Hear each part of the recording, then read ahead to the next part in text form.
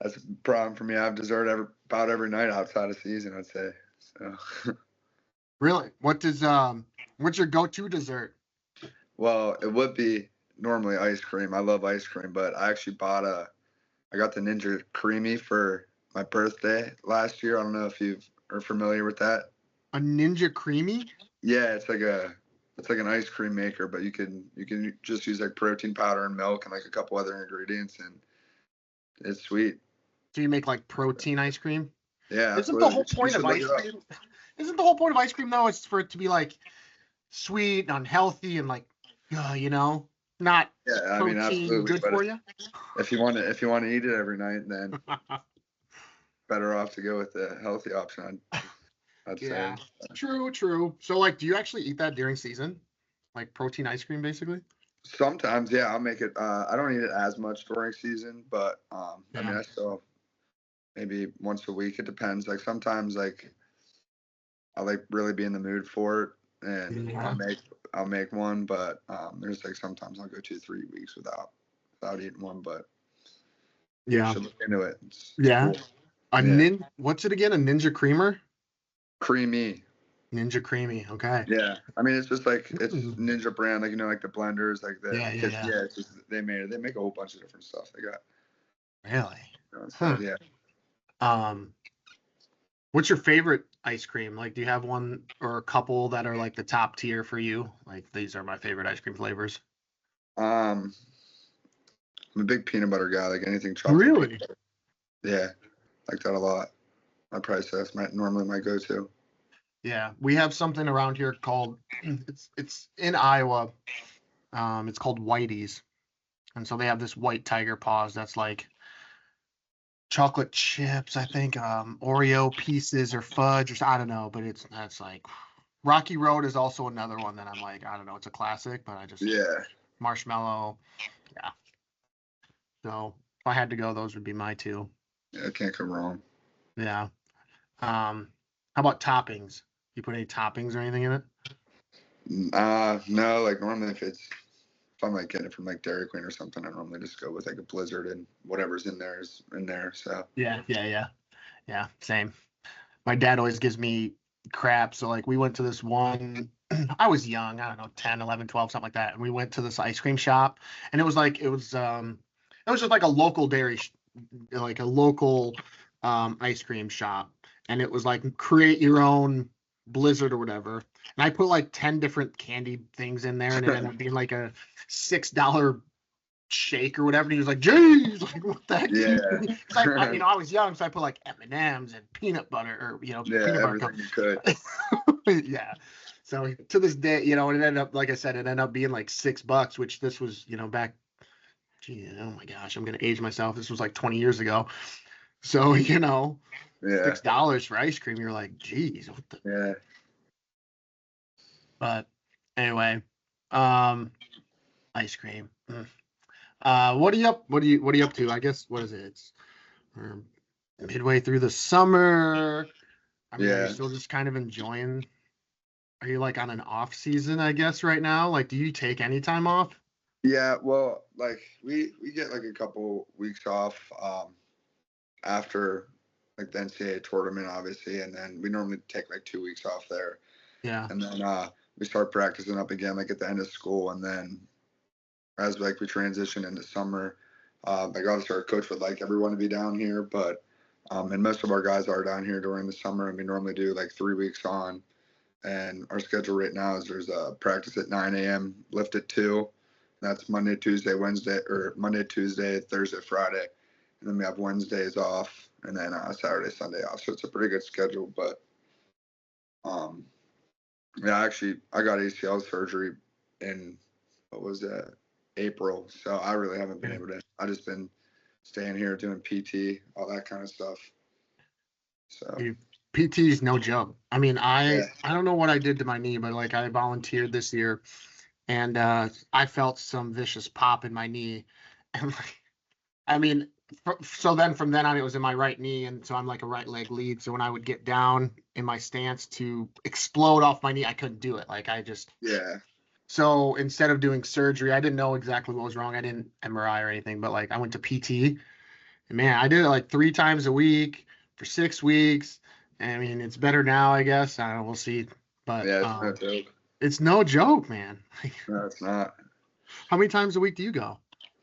So I actually we have like a school like PT that I go to him 2 times a week. Okay. And he does all the athletes, like all like the football players, basketball players, wrestlers, everything. Yeah. And then the 2 other days of the week. So I keep Wednesday completely off, just like kind of the same schedule that all the other guys are doing. But so then I go with like our athletic trainer 2 days a week and kind of do PT with her as well. Jeez, okay. And so 4 times a week. I was gonna say, okay. Oh man, yeah. And have you been hurt before? Or had surgery before? No, I mean like I've had like random like little surgeries like that had nothing to do with wrestling. Like I got my tonsils out, and believe it or not, I'd actually pick the ACL surgery. Pain wise, not recovery wise. Pain wise, the tonsil was the worst thing I've ever had. Like before the surgery were the tonsils bad, or are you talking like after the surgery? Like it was like 2 weeks of like it was the worst 2 weeks of my life. It was terrible.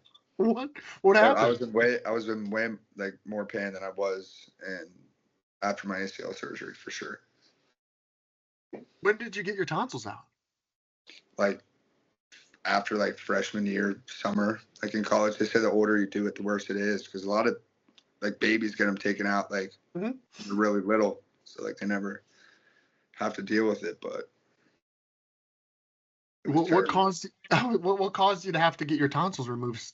Well, I just had like strep throat like 3 or 4 times in like 1 year, and I just thought it was like moving into the dorms and kind of old, and our air conditioners like they're like filters too, and they like connect to the window. They always got a bunch of dust in them, so like I always thought it was from that. But then like I went to the doctor, and they just were like, probably help if you get them out. It was definitely worth it because I haven't got strep throat or anything since. But it was the worst 2 weeks you could ever imagine. No kidding. It was bad. Wow. What made it so bad? Like, I've never had, like, to be honest, I don't know if I've really ever had strep throat that I can remember. And I know, so obviously, like, I haven't had my tonsils out. Like, I have no idea what that would even feel like. It's like swallowing needles 20, like you tried not to swallow as like little as I could. Like I maybe swallowed like 30 times a day. Like I was just in pain. Got up, you can't eat anything. Sucks they say like try to stay as hydrated as possible, but it hurts so bad to swallow you don't even want water. Dang. It's terrible. And when did that happen? After your freshman year? Were you like off season, I assume? Yeah. I just like got it done this summer. I didn't, like I said, it was worth it because I haven't like had any problems since. But I also slept a lot better after. I used to snore. Like, I feel bad for my freshman, sophomore year roommates. True. Go through it. The good news is, though, you probably were able to eat some ice cream, or quite a bit of ice cream, huh? A lot, yeah. That's about the only thing. And no one could complain that you were eating too much ice cream because, hey, I got my tonsils out. Leave me alone. No, but like I'm telling you, like as much as I love it, I didn't even want to touch ice cream as much as I could do to not swallow, and it hurt just sitting there, but swallowing was like killer. I can't explain how bad it was. And honestly, like you don't probably realize how much you actually just instinctively swallow, especially like your saliva. Yeah. All the time. So like you wouldn't think it's that big of a deal, and then all of a sudden you have your tonsils out and you're in that much pain, and you're like, yeah, you would be almost sitting there. Yeah. Okay. Had like any of your other family members had their tonsils removed too? Any issues like there? No, like my mom said she got hers out when she was a baby, so she never had to worry about it. But no, I was the only one that had to go through that, as far as I know. Did anyone like think you were being, because as men sometimes, like when we get like a cold, we get like the man cold where we're like, oh my God, we're so sick. Like, was anyone like, okay, Garrett, you're kind of milking this a little bit. I can't, No, not really. I don't think so. But like the doctor told me like going in, he's like, it's very, very rough for like at least a week, more like 2. Yeah. But no, I mean, there's been a few times I've been sick and my mom's like, "You're fine, get up." Yeah. So, So anyway, other than that though, like, have you been hurt before or like had anything like this no, substantial happen to you? this is like obviously like here and there I had like a little like Mm-hmm. banged up something, but like never nothing that ever required surgery before. So this was like my first major like injury, I guess. Yeah. When did this happen? Like, were you wrestling with it? Yeah, yeah, it happened in February, and like I remember, I could tell you exactly like in the match when it happened. I felt my knee pop, and um, I didn't get the MRI till after season, so like I didn't know, but like I got like fitted for a knee brace. Like we knew it was something to do with the knee. They thought it might have been like because most of my pain was actually in the back of my knee, Okay. which isn't normal, I guess, for ACL surgery. It's normally like on the side and across the Right. front, but for Mm-hmm. some reason, I also had like a cyst back there that they removed like during surgery, but most of my pain was in the back of my knee, so they originally thought it was like a hamstring problem, Mm-hmm. like something going on in there. So I just strapped the knee brace on and had no idea until I got the MRI after season, and then was found out it was fully torn ACL. Dang. How come you didn't get the MRI right away? Like, was it, I'm just curious, like in my mind, like I'd want to know what's wrong. So, like, but in your case, you ended up waiting. Like, did you just not want to know or did you not care? It was like, whatever it is, I have to deal with it. Yeah, I mean, like we didn't get that late in the season. It was like I want to say it was like the first or second week in February because it was at a home duel, Hmm. and like I had the option to get an MRI, but at that point I was like, whether I know what it is or not, like I'm still gonna have to wrestle through the rest of my like I wouldn't cut my season that short no matter what the Right. injury was. So I just decided not to get an MRI and just try to wrestle as good as I could with it. I guess Yeah. do what I had to, I guess. Yeah. I like to ask. I mean, I shouldn't say I like to ask, but I'm always curious when I get somebody on who's wrestled with an injury, whatever it is. Like I had somebody on the other day who wrestled with like an elbow injury, like a broken elbow or something, and tried to wrestle. And I'm like, what's it like wrestling? Because I don't know what it's like. I've never been there. Like, what's it like wrestling with a torn ACL? Like, if people are listening, you're like, man, how did that hinder you? Not looking for an excuse, but I'm just looking to try to like put myself like I'm Garrett Thompson. I'm wrestling with a torn ACL. This is what it was like. Yeah, I mean, honestly, like once like the match like really started, I couldn't really feel it. Like I think adrenaline really just takes Yeah. over mostly at that point. So like honestly, the pain wasn't really that much of a factor, which is weird because I feel like most of the time when people like talk about doing any type of sport with like a torn ACL, they like say how painful it is and like off like when I wasn't doing anything, like sure it would hurt, but if I was just like sitting there not bending it, not moving it, it wouldn't hurt at all. So like I was honestly shocked when we got the results back that it was fully torn. Like I didn't think it was going to be that serious, but Mhm. um, I mean, so the pain really wasn't that bad. I think the biggest thing was kind of like it was just like not stable. So it was like it was my lead leg too. So anytime someone sort of like touched it or like grabbed onto it, like it would just like almost fold like easier. It's just like no stability there. I think that was more of the problem than like the actual pain. Yeah. And then also like I'm thinking about even trying to train. I mean, we think about wrestling like a match. Okay. Yeah, that might be a little easier than actually just going to practice for 2 hours and Mhm. riding the bike or doing something to even just stay remotely in shape. Yeah. No, that was my biggest concern. I didn't wrestle. So after I had heard at that match, I didn't wrestle until the MAC tournament. Like I Wow, didn't really? practice. Yeah, I didn't practice at all or anything for about 2 weeks. I did nothing, and then like I slowly eased back into drilling, and then I think I went live like maybe like 2 days before the MAC tournament. We did one match at practice, so and like that was it, and it honestly like felt pretty good. And like I said, like there was never it was more just weak than anything. Like getting in referee's position was like a little kind of bothered it a little bit, like Hmm. fully bent or so. Yeah, but What about mentally? Like now I'm also trying to think, because that's obviously what we talk about with like wrestling, like the mental aspect of wrestling is so difficult. It's already difficult to go out there and wrestle mentally, but now Yeah, you have this injury where you're like, man, I'm not 100%, but and like you said, it's too late in the season to do anything about it. Like I gotta yeah, try. exactly. Yeah. I mean, I honestly don't think it really affected me like that much mentally. I mean, obviously I knew like it didn't feel good, but like there wasn't anything that I was like, oh, I totally can't hit a single leg, or I totally can't like throw legs in on top. There wasn't like anything that was like so that hurt so bad that I couldn't do it. So mentally, and I also think that was why I was almost a little bit better that I didn't know, because I was kind of Yeah. tricking myself into thinking that it was nothing the whole time. Mm-hmm. You know, Good it's like point that's there. Yeah. normal for your knee to hurt a little bit. Like it's I don't know what it is. So like I kind of almost mind tricked myself into thinking it was probably nothing that just needed. I thought I just needed a couple weeks rest and it would heal by itself, but that was not the case.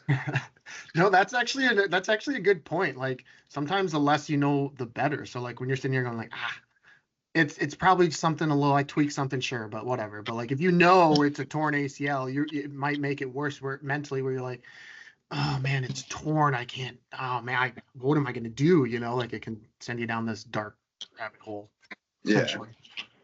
So, um, I guess the other reason why I asked if it was the first time you ever been injured, because sometimes, like, as athletes, especially high level athletes like yourself, I mean, you feel like you're invincible. Like, yes, you'll get nicked up here and there, everyone does, but like when you get like an injury that requires surgery, and you have to come back from it, like that can Hmm. be like, okay, I am human, like, Yeah. you know.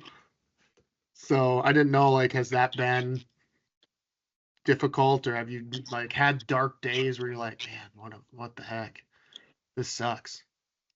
Honestly, for the most part, not really. I mean, I always thought the same thing too. I was like, dang, I've been wrestling for what, 15, 16 years now. I've never had surgery. I was like, I have two roommates that both got double labrum surgery last year and took a Ooh, red shirt year. So, I mean, I think kind of seeing what they went through helped me, and they're looking great now. They're back to fully wrestling and stuff. So like they did, I just kind of watched what they did. They never missed a day of rehab, and their recovery went great. So kind of seeing them do it first, like I think it was a little bit better for me when I was sitting on the couch with couldn't move a leg. I was like, ah, they did it. I'll be able to do it.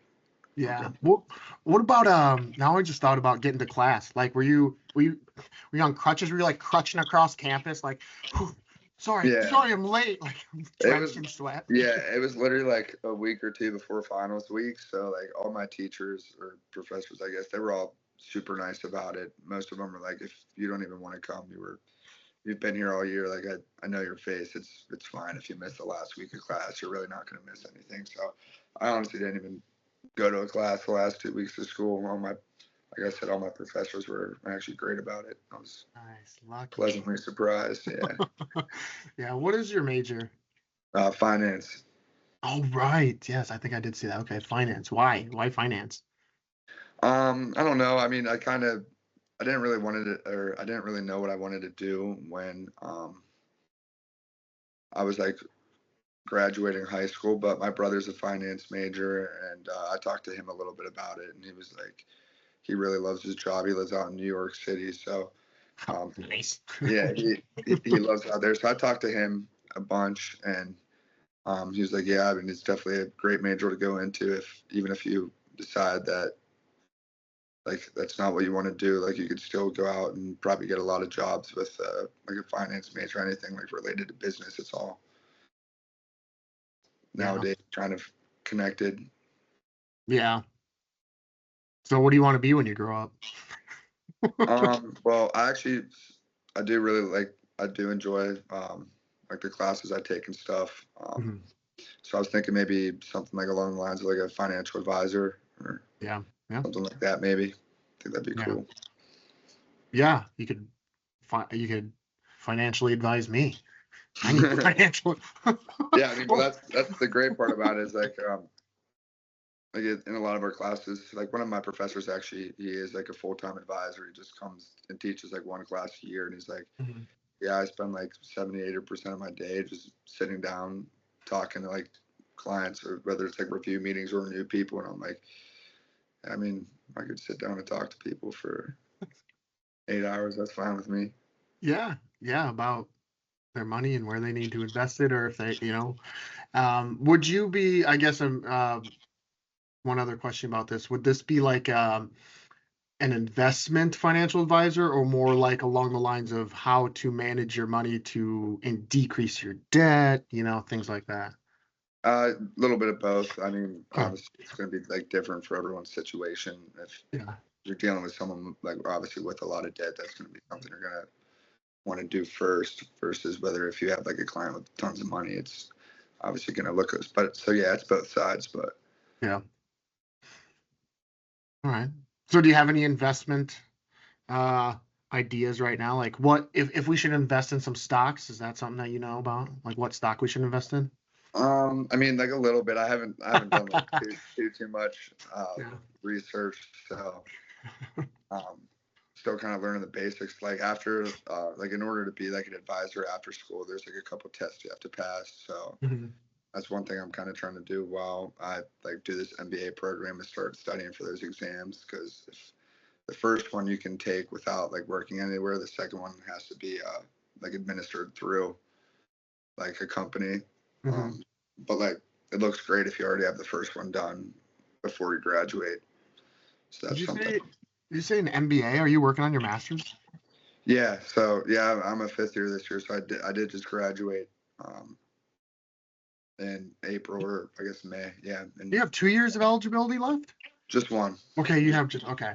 But it's a 1 year master's There program. you okay. Okay. I was trying to put the two and two together. I'm like, if you just started your master's, I thought you only had 1 year left, No, but normally it's 2 years, but they do offer a 1 year one. But I believe it goes to like the end of next summer. So gotcha. So it'll almost be like a little August. bit longer than like a school year. Yeah. Gotcha. Okay. Well, that's kind of nice. Yeah. So like you're gonna get done wrestling and have your master's like in 5 years. Hmm. That's a pretty good deal. Yeah. No, absolutely. So, um, yeah. So I guess a little bit about wrestling, I suppose. You know, you said Hmm. you wrestled. You started what you said like 15 years ago. So what does that put you at? 5? Yeah, right around then. That's it. Yeah, 5, 6. Why? Sorry. That was another thing that my older brother wrestled. So um, I remember my first coach ever. He had a son who was like around my age, and that's who like the club that my older brother used to go to. So like whenever they'd go like pick him up from practice, I would just go roll around in the corner with like the coach's son and just mess around. And then one day I guess he talked to my parents like you should sign him up too, and then that's how I started. Just like that, huh? Hmm. And have you always been from Murrysville, Pennsylvania? No, I grew up till I moved when I was in second grade. I lived in Lower Borough, Pennsylvania, which is only about 20 minutes away from Murrysville. But Okay. I actually still go back to Lower Borough a lot. That's where I practiced like a lot last summer because I was home most of the summer. Hmm. And so Um, you moved to Murrysville when you were what? Would you say second grade? yeah, yeah.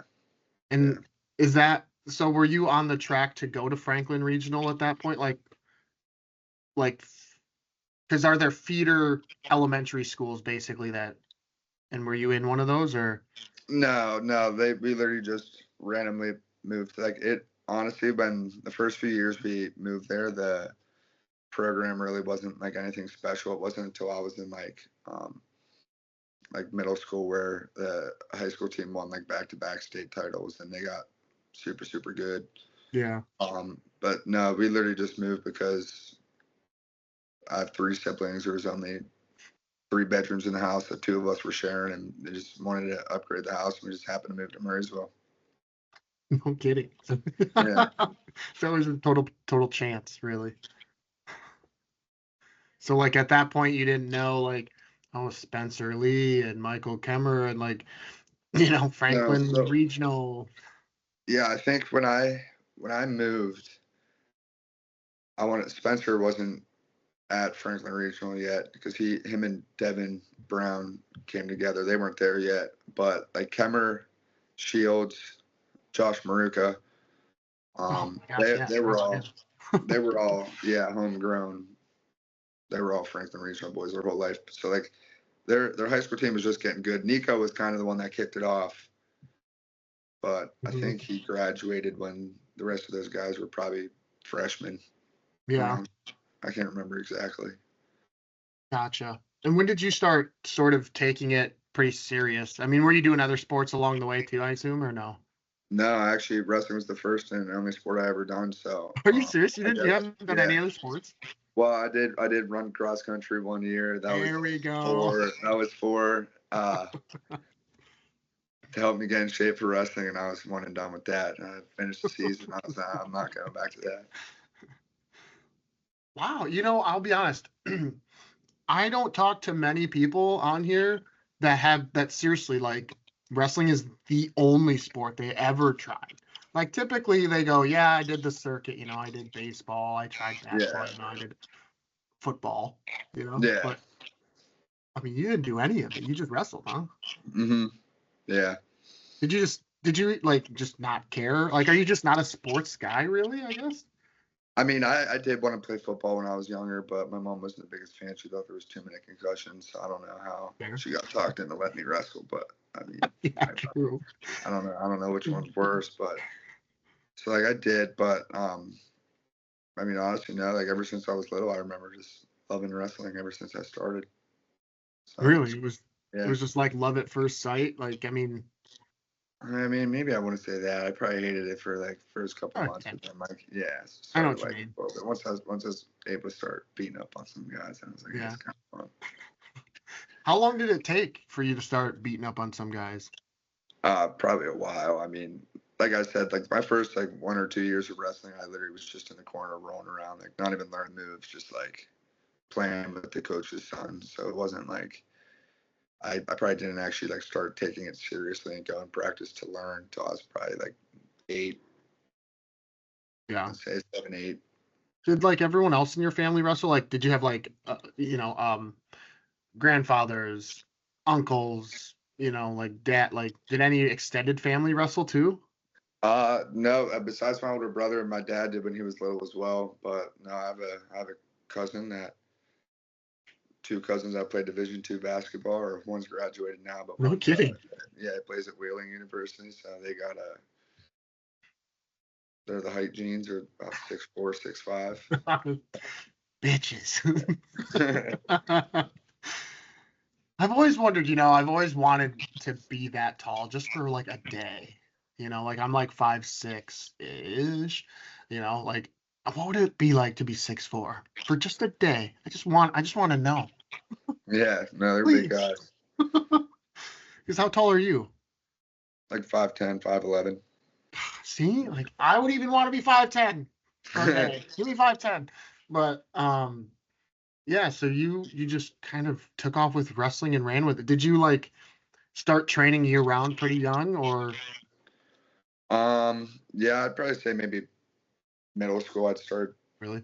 training all year round. That's when I started getting into like a little bit of freestyle, which I never was super big into, but through like yeah, I said maybe like 5th grade, so elementary school, 6th, 7th, 8th, I did a little bit of freestyle, and then I didn't really do freestyle much. By the time I got to high school, I was just kind of focused on folk style all year round. But Yeah. yeah, Did you like realize what wrestling was like in Pennsylvania, or did it take you like, I'm from Iowa, and so I mean I was probably young, like 10 or so by the time like I really grasped, maybe a little older than that, maybe I was 12, whatever.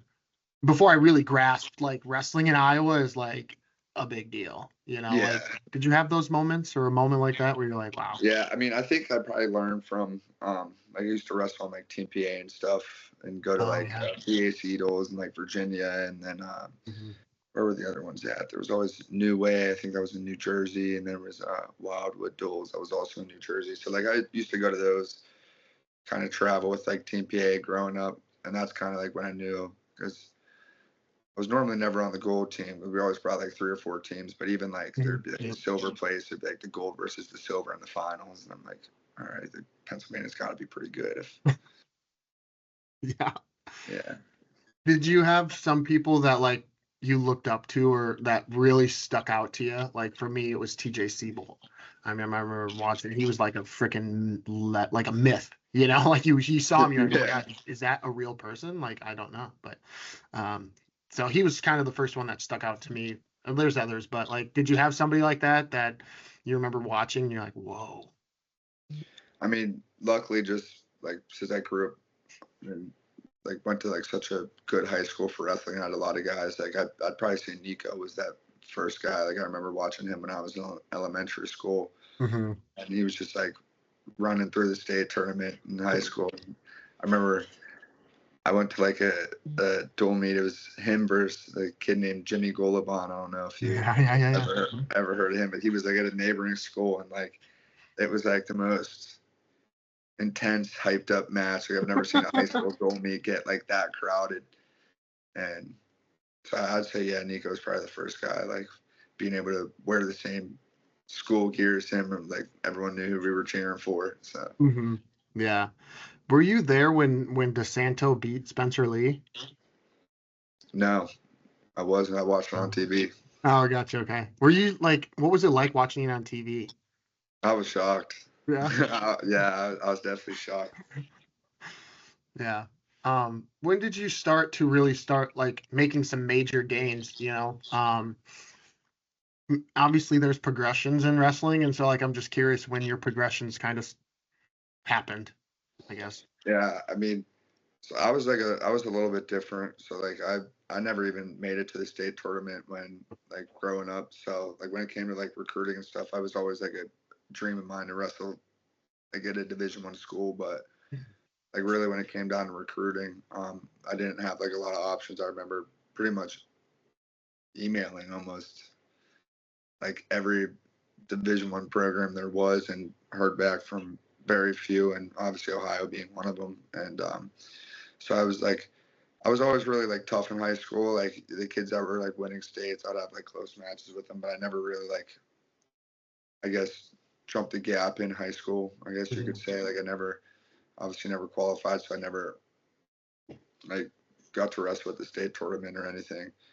But like I think when I got to OU, I just think I really liked like the culture around it. Like they kind of embraced that almost. Like, hey, we're not normally blue chip like recruits coming out of high school. We're not high stock guys, but we're gonna train hard. We're gonna wrestle hard, and that's like kind of the mentality I have. And I've met a bunch of awesome friends here, and like I've been living with the same 6 guys the last 4 years, and they kind of all have the same like mentality. And so I think just kind of being in that kind of environment where everyone's like kind of has like the same mentality kind of helped me out, I think, once I got here. Yeah, what did it like, were there times okay, first off, when did you start to think that like, okay, I'm gonna wrestle at the next level, or I want to wrestle at the next level? Yeah, I mean, I'd say like since from a very young age, like I always Really? wanted to, like I knew I wanted to wrestle in college. So it was always a goal of mine. Just obviously high school didn't play out the way that I wanted it to. So when it came down to it, it was kind of like, am I gonna go to college? Am I not? Like maybe I'll go if I can find somewhere I want to wrestle, but if not, I might not go. Like it's kind of, I committed very late too, so it was nothing was ever really like finalized until I met Greenlee and those guys. Yeah, what about like on the AAU circuit? I mean, did you have some success there? I mean, not like I never really wrestled like Fargo or like anything in high school, or never went around to like too much stuff. I just kind of wrestled the folk style season, and I always hoped that that would be enough for me, and fell short. But luckily, I found a place obviously that worked out good for me.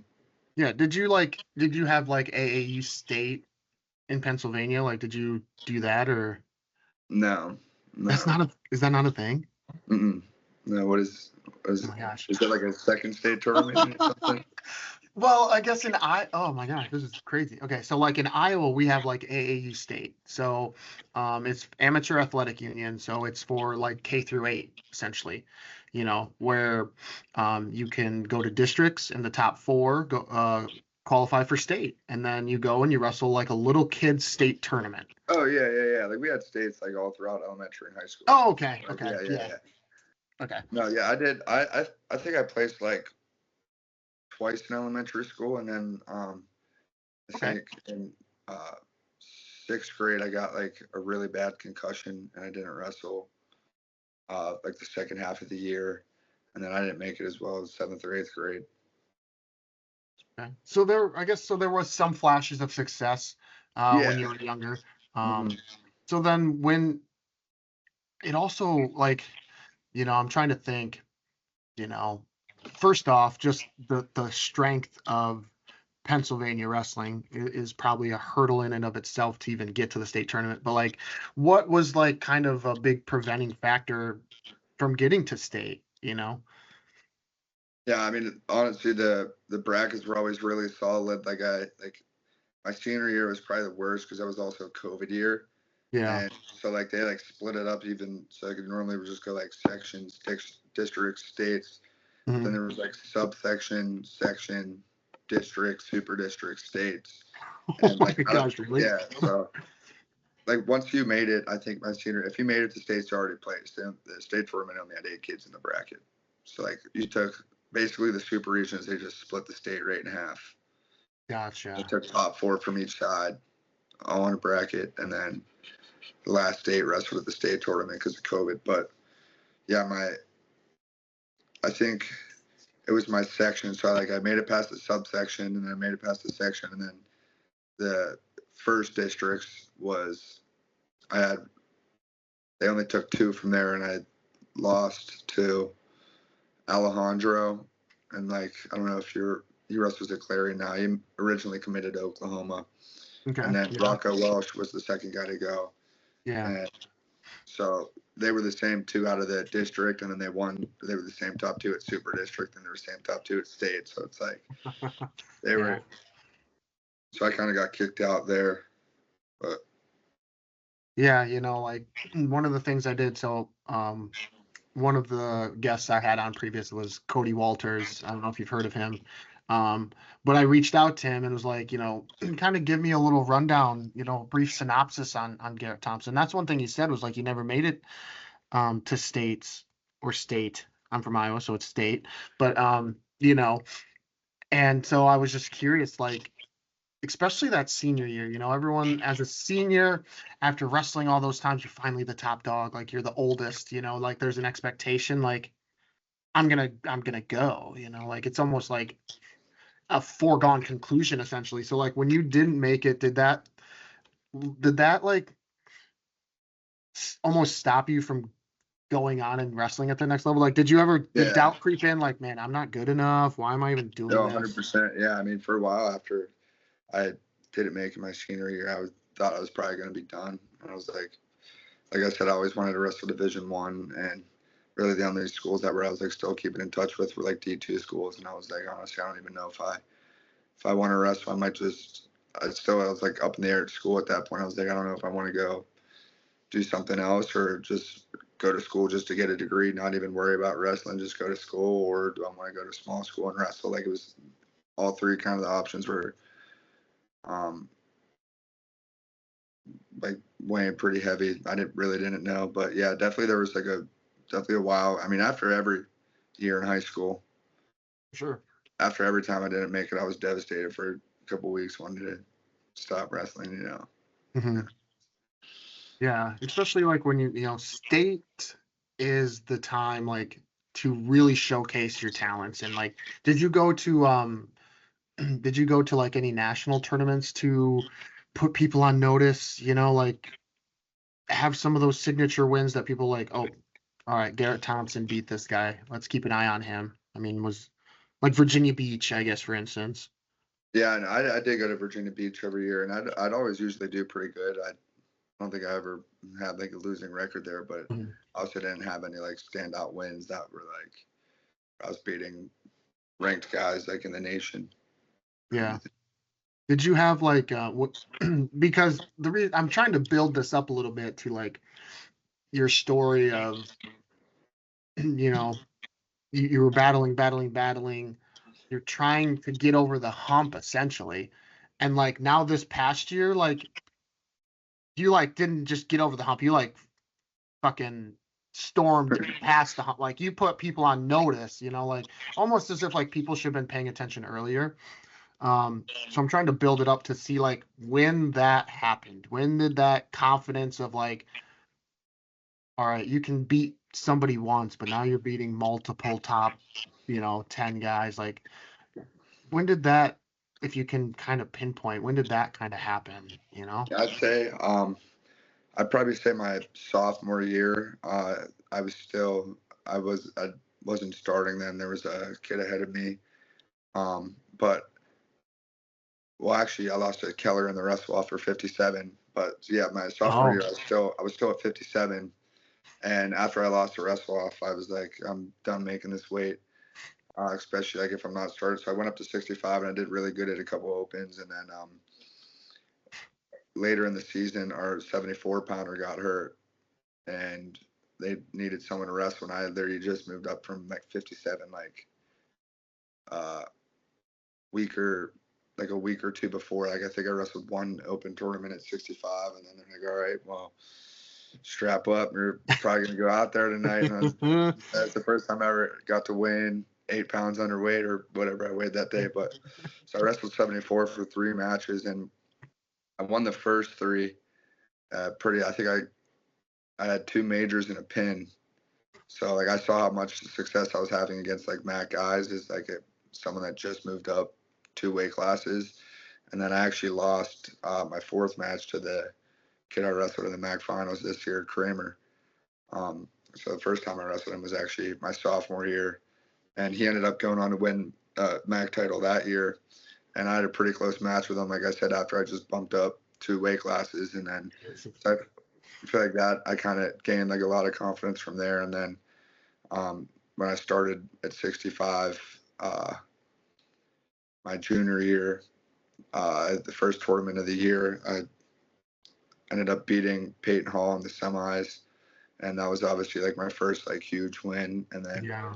I beat another pretty good kid. I think he was ranked at the time from Oregon State. So I think that was kind of the flip that switched to me. And I think my coaches had a lot of like played it because Greenlee and Cody, they'd tell me all the time like how like good they thought I was, and like I'm right there, and it's just there's like a few minor things that we need to fix and be able to go out there and beat everyone. And then I had a really good showing out in Vegas. I beat like 3 kids, I think, that tournament that ended up All American, and I had like 5 ranked wins throughout the whole thing. So kind of, I think that was kind of the breakout. Yeah. And that when you felt like you belonged, because like, like we were talking about, I mean, you didn't quite have that big signature when you didn't quite get over the hump throughout high school and like so I'm sure there was even some that like when you got to Ohio and you were in the room, were there times where you were like, man, what am I doing here? Because like I know accolades don't mean anything, but they mean a little bit. And when you look Absolutely, across the yeah. room and you're like, I didn't even make it to state, and you're like state champ, 2-time place winner, like you're looking across and everyone has accolades but you. I Yeah. mean, No, like, I remember like moving in and like meeting all like the other freshmen, like, exactly like you said. They're like, yeah, I'm state champ. Like I'm a 2-time finalist. Like they're like, how'd you do? And I'm like, yeah.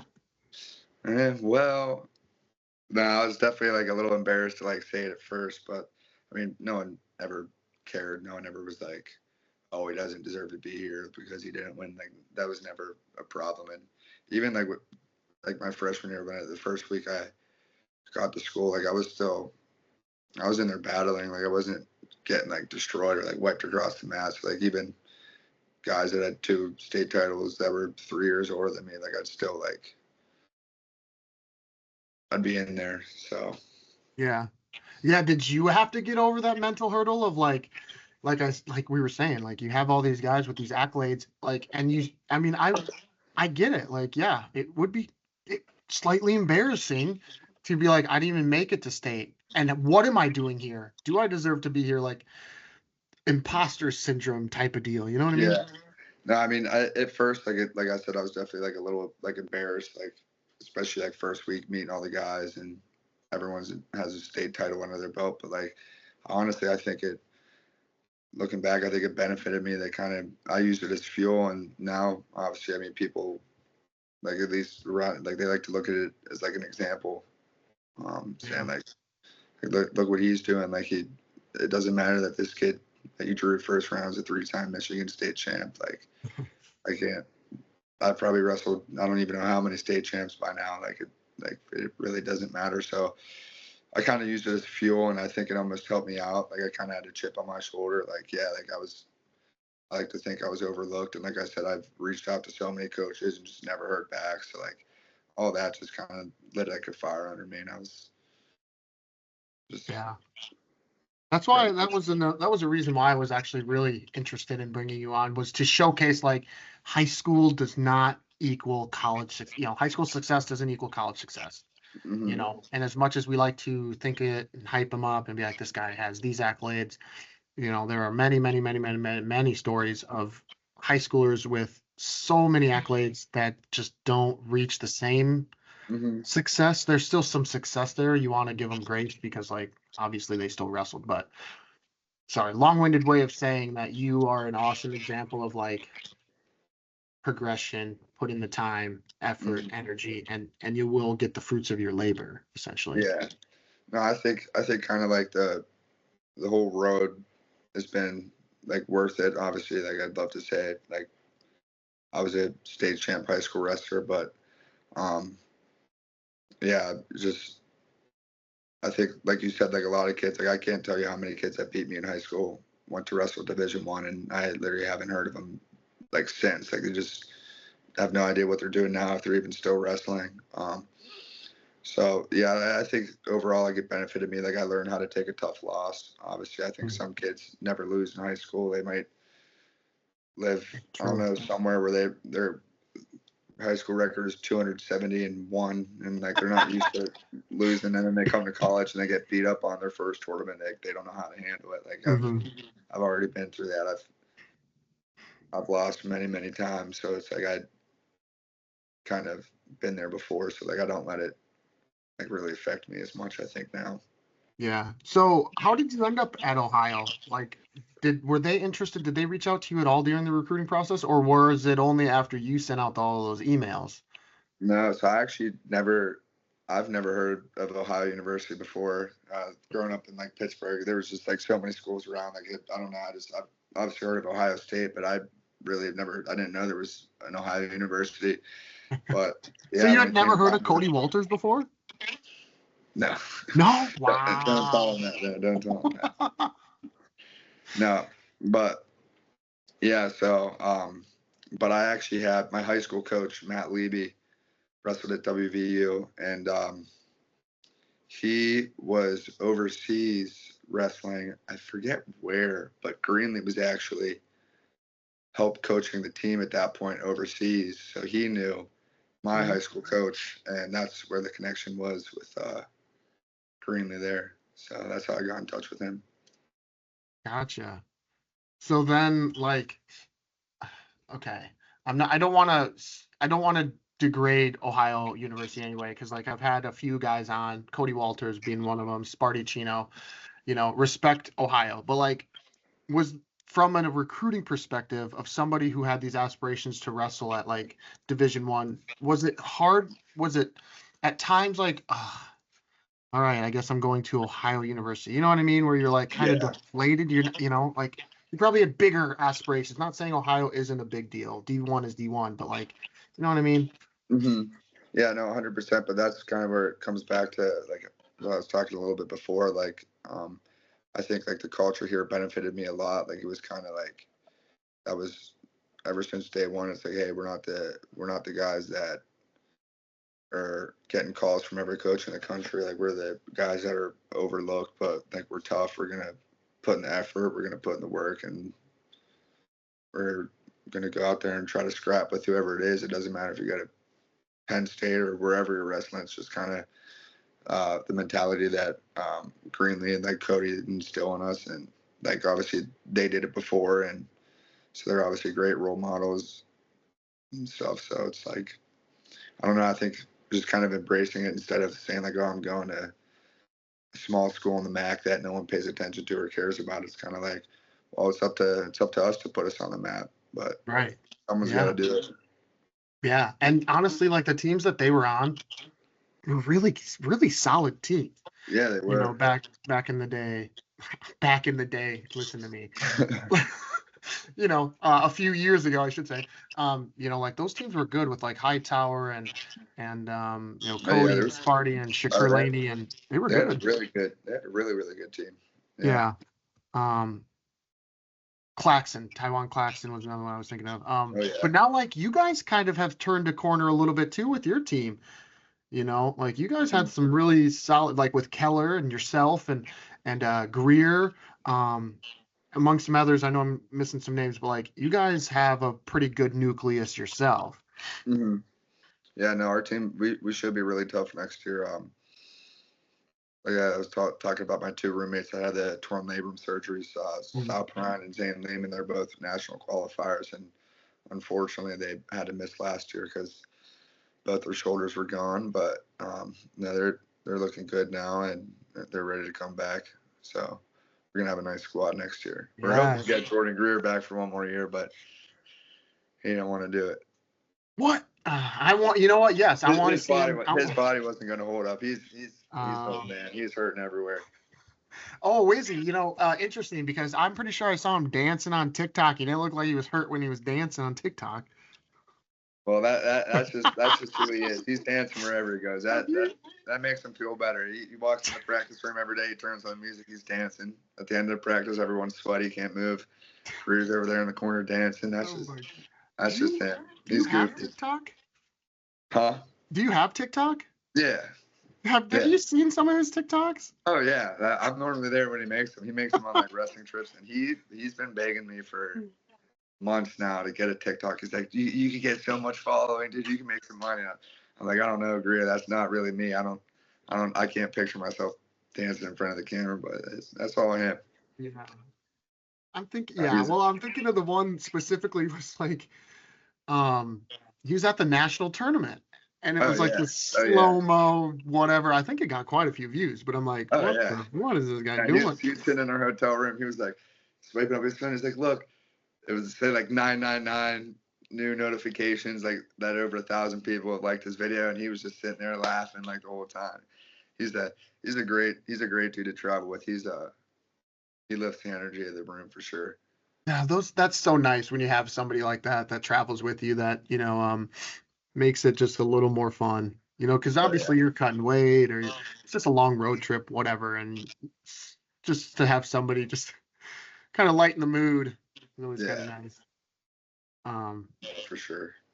Yeah. So yeah, again, your squad, like, it's solid, you know. Now I guess I want to ask, when you got to Ohio, like, did you go on an official visit? Well, I was during like the COVID year, so it was like the visits were really weird. So I technically wasn't allowed to see Greenlee, but they just had like two guys on the team. I did my visit like the same day I did orientation, and now it's like 2-day orientations. But like for us, it was COVID. It was like we were split up like in super small groups, got all of our stuff done, and then like we were out of there in like 2 or 3 hours. So then I went and just kind of toured the campus and saw everything with a couple guys on the team. So hold up, you had committed and like you were going before you had even stepped foot on campus? Yeah, no, I talked because it was like one of 3 options, and like obviously I had plenty of conversations with like Greenlee on the phone, but I mean he was really the only guy that like honestly really made it sound like he was interested, and like he would call the most often, and he would just like reach out like with a text, and like no other schools were doing that. So I was just kind of like, well, this is my opportunity that I think I like the most, so I'm going to take it. Wow. I mean, like, full transparency, did you get on campus and were you like, oh, what have I done? I'm just picturing showing up to a school that you've never seen before, and obviously you want to love it because you're going there, but like if you've never seen it and you walk on, you're like, huh, this is not. Yeah, well, I mean, I did like a little bit of research, obviously, before Okay. like I was like looking up pictures and stuff and like reading about it and like seeing like what it was about, and I was like, yeah, it seems like I'd like it, so It'll do. yeah, pretty much. But it's actually a funny story. Um, Two of the guys I live with now, they were literally the first. They were in my orientation, but obviously I didn't know them. They didn't know me, and we were like walking in like the first 5 minutes. I just started talking to two random kids. They're like, yeah, we're on the wrestling team here. I was like, yeah, cool, me too. Nice to meet you. Really? So you guys out of the blue, you guys just started randomly talking and you had no idea? Yeah, like we were in line for orientation. And it was just two kids. They were talking. I was standing like a couple feet down from them, and as we were walking, just started like talking to each other. And a couple minutes in the conversation, we're like, yeah, we're coming here to wrestle. And I was like, yeah, me too. Man, what a weird time that must have been, like not being able to get any college visits or even like meet with the coaches. I mean, were you just doing everything over Zoom and like FaceTime and stuff? Yeah, like it was literally just a phone call. We didn't even do Zoom or none of that. It was just pretty much. No. What did your parents say when you told them that you're going to Ohio? Like, all right, I think I'm Well, going to Ohio. yeah, I kept them in the loop. Like I was like who I was talking to and stuff, and like my mom drove me up and like saw the campus a little bit herself. But I mean, yeah, it honestly wasn't too hard of a decision. Nice. And obviously it's worked out, so that's always Yeah, nice. yeah. Cool. How far away is it from 3.5 Murrysville? hours. That's it? Okay. Yeah, like That's three not hours. bad. Yeah, 3.5. Oh, okay, yeah, that's got to be kind of nice too. You know, you're just Yeah, far it enough is. away where like if your I can't parents be were, bothered all the time, but but close enough where if I close need to enough. go home, I can. Yeah, Exactly. perfect. Yeah, yeah. Um, what was the move like? So you started at 165 this past year, but then you moved up to 174. What was that like moving up like in the season? I mean, was that kind of difficult to like, because normally that takes like kind of an off season. You have to like build your body up. You have to like Yeah. transform it in a sense. And you did it like almost in season. No, I it was the best decision I ever made. I mean, I pretty much went up a weight class my freshman year. I was 157, and then my sophomore year I went from transition midseason as well from 57 to 65. Like I never really lifted that much in high school. Mm-hmm.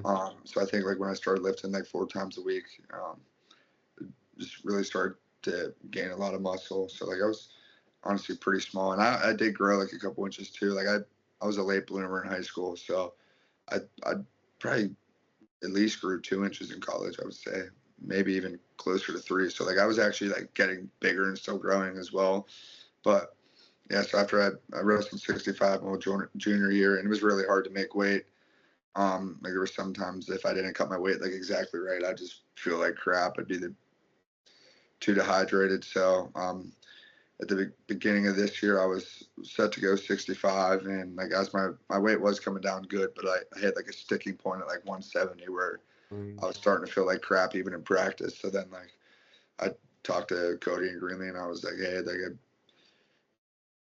then we start preseason in August, and that's when I really started like working on my weight. And by the time like it even got to November, like it was still like a couple months of like watching everything I was doing, Mm-hmm. and the weight still wasn't coming off. And I was like, I honestly think it benefit me to be able to go in every match feeling great, and I can go into practice worrying about getting better, not how much weight I can lose this practice. And I honestly think now like cutting weight's the worst thing that cutting too much weight at least is like the worst thing that a wrestler can do, because there's just sometimes you don't do it right, or you have a couple weigh-ins close together and it's just feel like crap.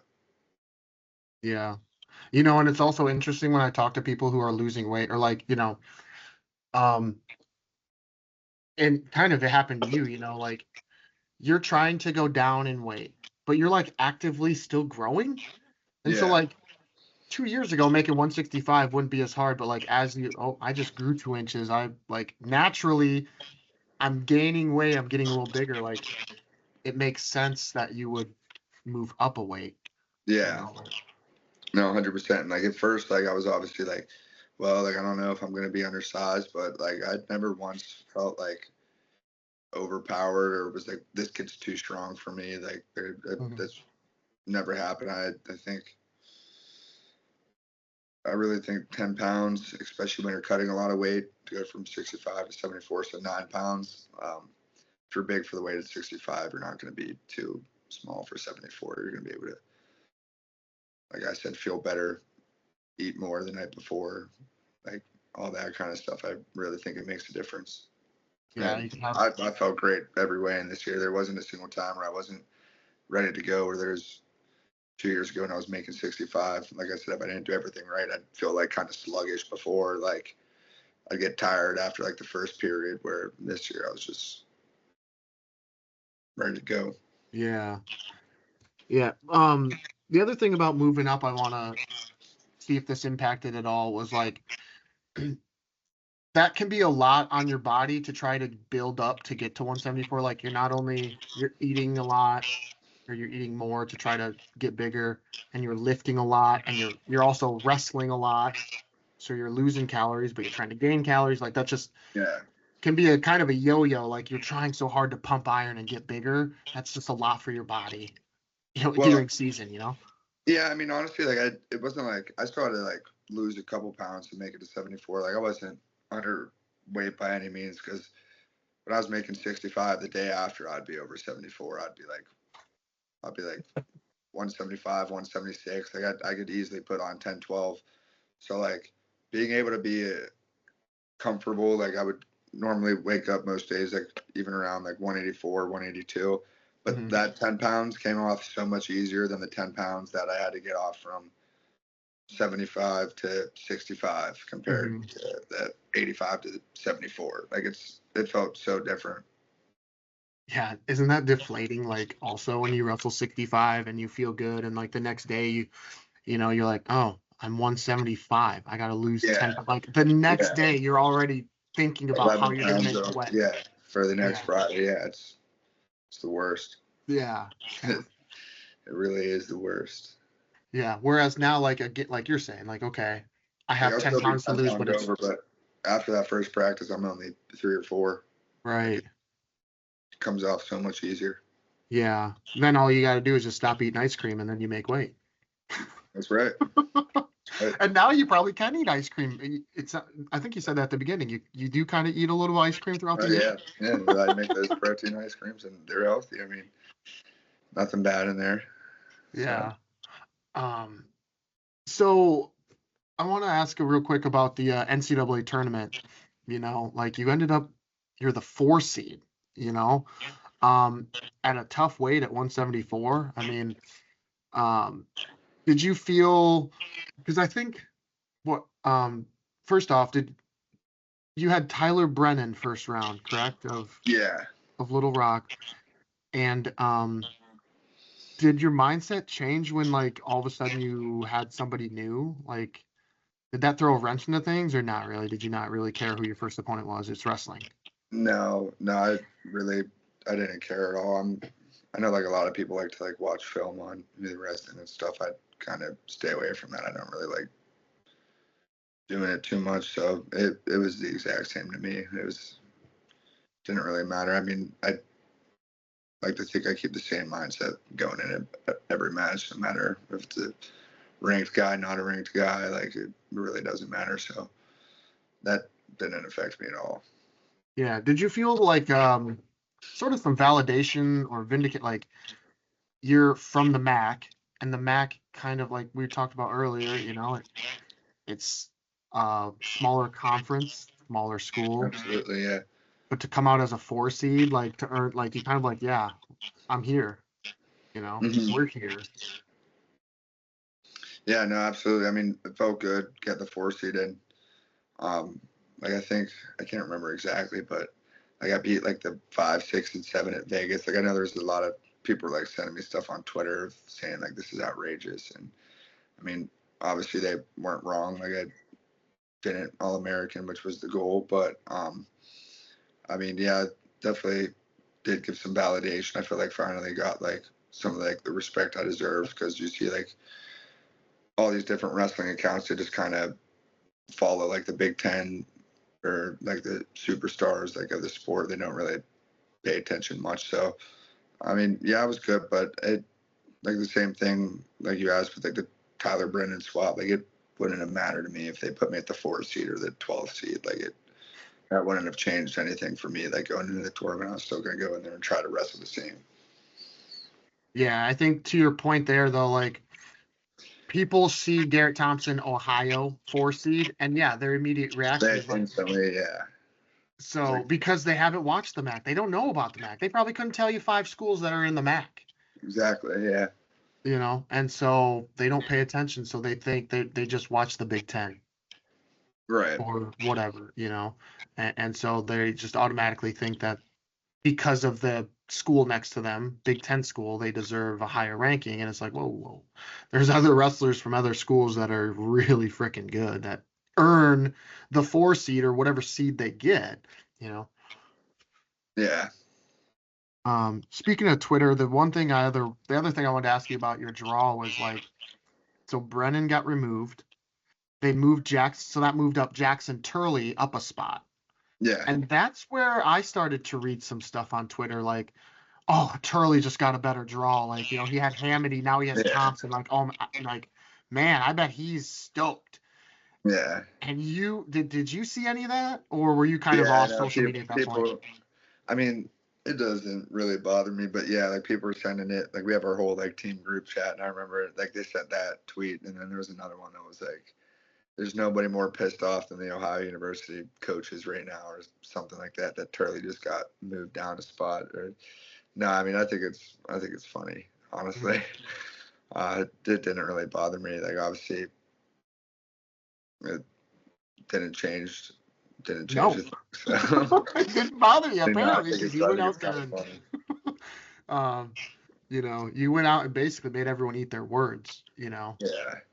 So, and yeah, like it didn't, unfortunately, yes, it didn't quite end up on the most positive note, but that's the NCAA tournament. Again, there's so many tough wrestlers out there from Yeah. all over the school, all over the country. And like, it is so tough. I've never did it and never will do it. Like I've never wrestled a national tournament. So I can only imagine how difficult it is. Like, how difficult is the national tournament? It's the most difficult tournament for a reason. I mean, everyone in there is ready to go.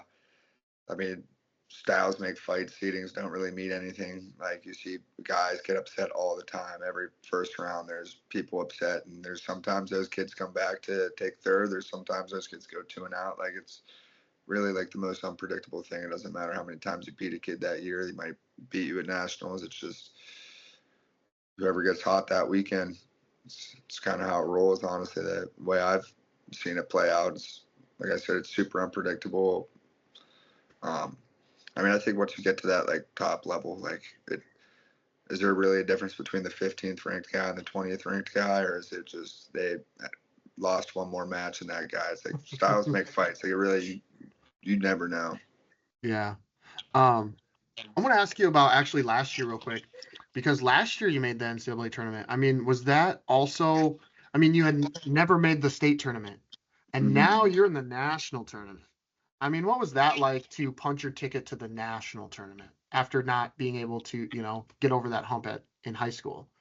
I mean, it was pretty surreal. Like I remember walking in there, like, man, I used to watch this on TV every year, hoping I'd wrestle one day, but I guess my high school career went on. It kind of started looking like that might not never get there. But so yeah, it was definitely an awesome feeling being able to compete there.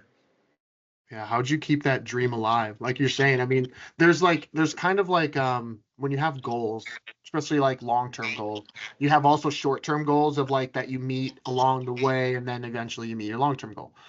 But like you kind of fell short at times of your short-term goals, but that didn't necessarily deter you from your long-term goal.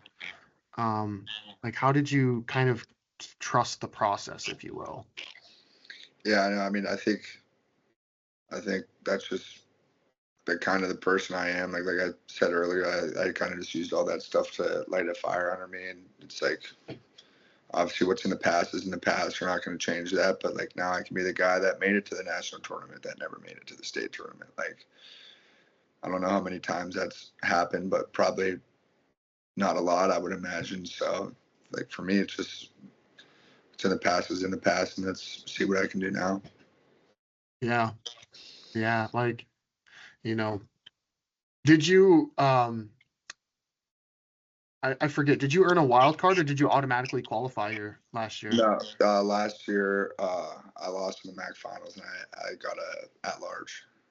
What was that like, waiting for the at large? Like, did you know, like, did you have a good feeling that you were going to get one, or were you like, I don't know, we'll see Yeah, what no, I had a happens? pretty good feeling I was gonna like. Obviously, I was super nervous the whole time, and like you never know. I still don't know really how they pick or who's responsible for picking, but that's another thing with like if there's a Big Ten guy with around the same RPI, around the same wins as a MAC guy, they're gonna most likely take the Big Ten guy every time. This Right.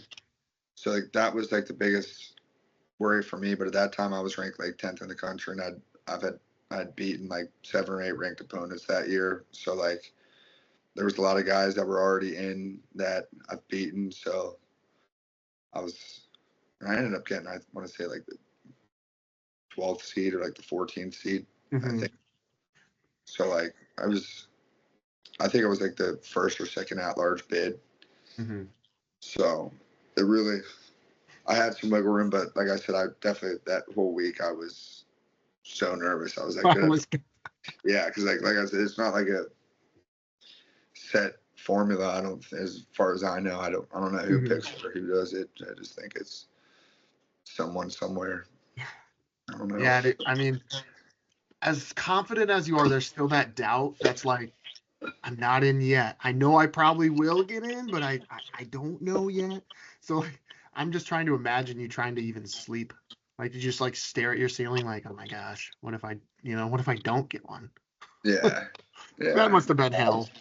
yeah. It was definitely not a fun week of waiting. That's for sure. But I mean, my coaches were pretty like reassured. They were like, you're definitely in. Like, you've done enough this year. You're in. So luckily I was. So Yeah. Um, Real quick before I let you go, a couple things here. One is, after putting yourself on the map, along with Ohio University, being the 4th seed, and in the time we are in, um,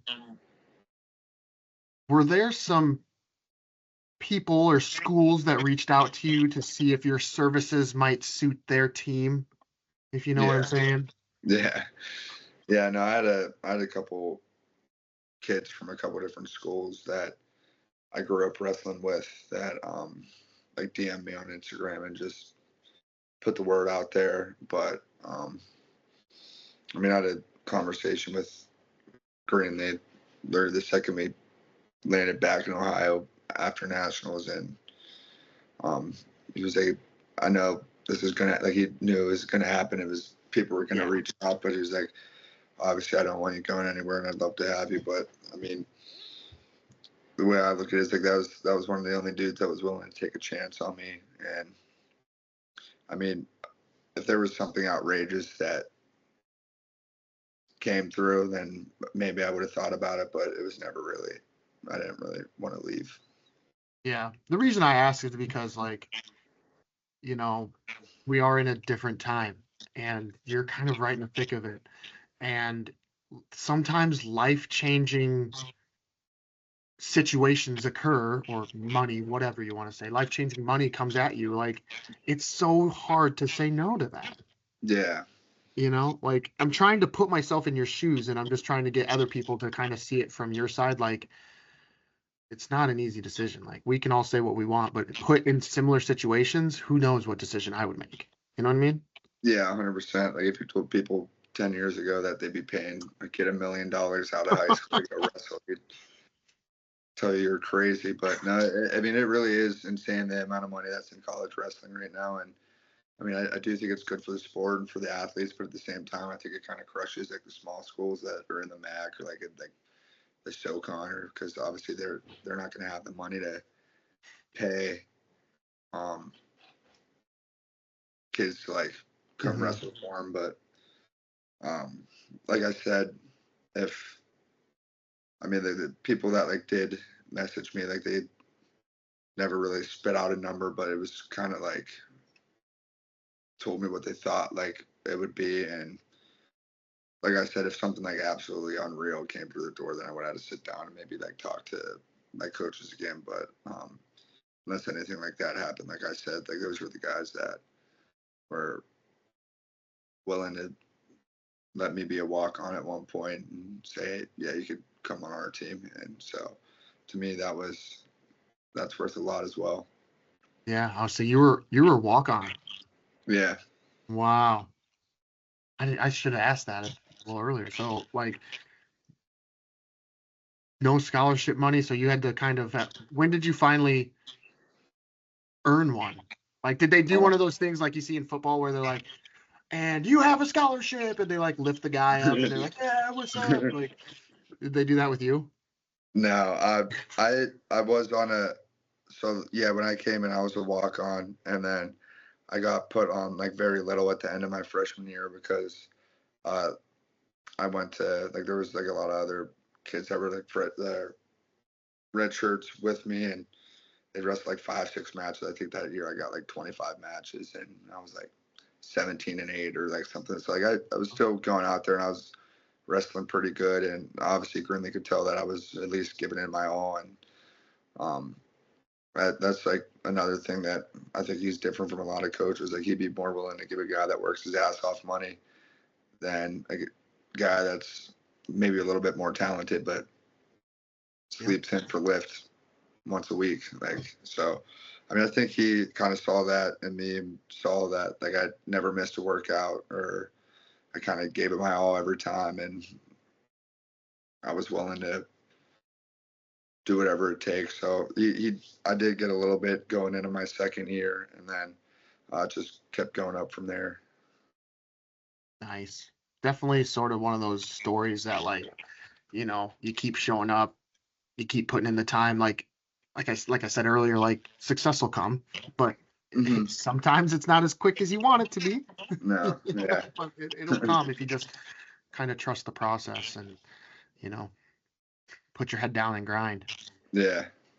The last thing I wanted to ask you about real quick was, so you do have this coach who, Bobcat legend, Cody Walters.